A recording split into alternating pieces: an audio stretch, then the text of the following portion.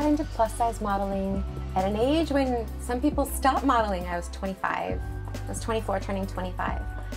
I had moved out to Los Angeles and I was pursuing acting at the time. And when I got out there, people kept saying, "You're too big, you're too big. You're so fantastic and talented, but you're too big." And I was going to the gym all the time. I was like, well, I can't get smaller.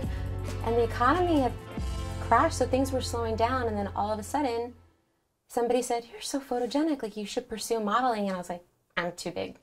And they said, "No, plus size modeling." I was like, "What?" So I started researching, and I found a competition. It was October of 2010, I believe. So I submitted my pictures, and by March of 2011, I won. So I was in Los Angeles, and they told me, "We're gonna fly you out to New York, you're gonna have a photo shoot." And I was like, because I had so much acting training and I would practice all the time, I was able to make myself look smaller, and at least to highlight with my body, like I would accentuate the waist, and I would make sure to keep the curves looking classy and not as bumpy because I had lipedema. But I trained myself so that I would photograph really, really well, so that the people, like the clients who like skinny models, couldn't say no to me. Every now and then I see dresses that remind me of dresses I'd modeled, like that one. Which sold out, by the way. Within 24 hours, I was like, yes, I did my job.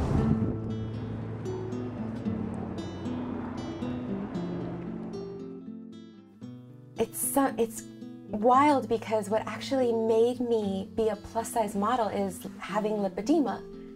Because of lipedema, I have this insane figure. I'm decently busty, so it's like I have this curve on top and I have this really small waist. And there's a 20-inch difference between my waist and my hips because of lipedema. So I have used that. When I'm shooting, I work my curves. I try like really, really hard to accent the waist and the curve, and then the clothes.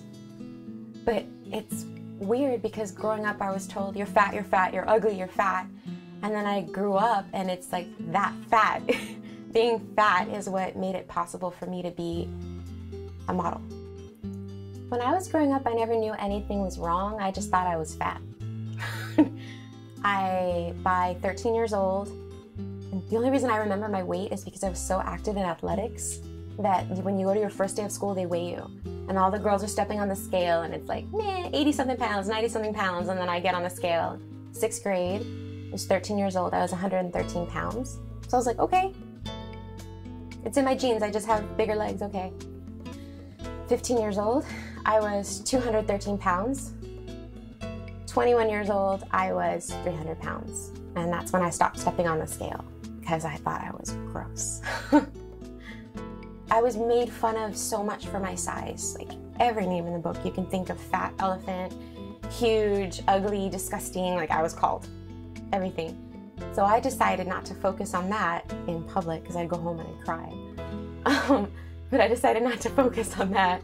I'm going to focus more on acting, and I was just like a big time. Everybody in my community knew me as an actress. But the hard thing was the roles that I wanted. We did a lot of like children's shows and princess kind of shows sometimes too. I couldn't get those roles. I couldn't get the princess roles. I couldn't get the pretty girl roles because I didn't have the figure for them that people expect you to have.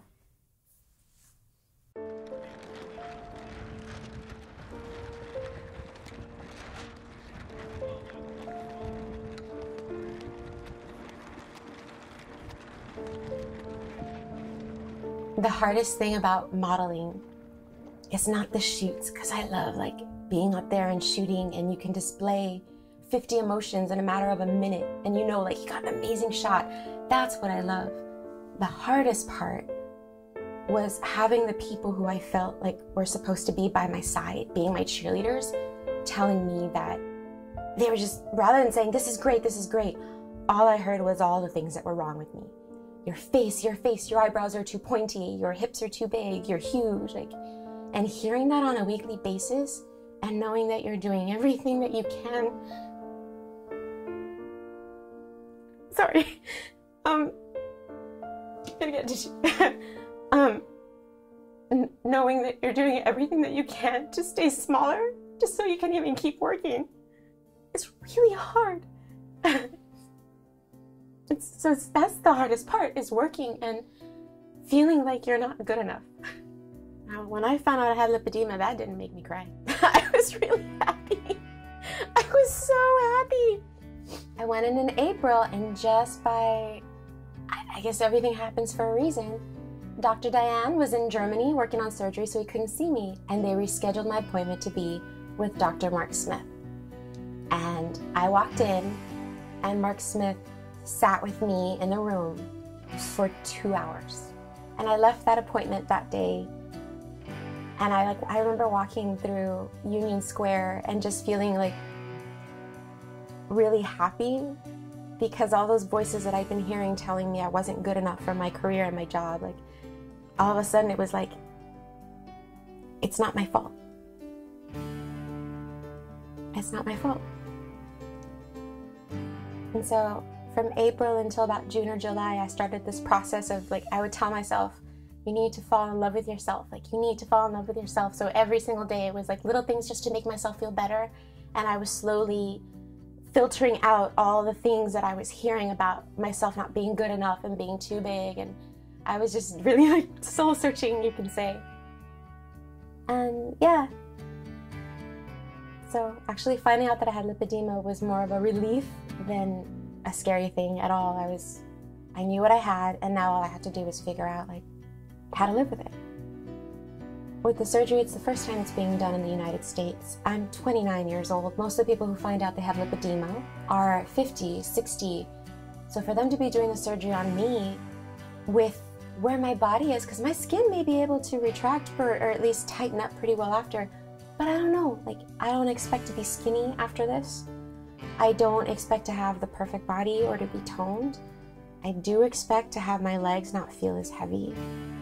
So after the surgery, I actually hope, I'm like, maybe it'll get better. The surgery is done. There's so many things to say to the younger women, the little girls, the like 13, 15, 18-year-olds who are struggling with weight issues, and many of them who don't know that they have this. But for the most part, for them, I just want them to know, you're gonna be okay.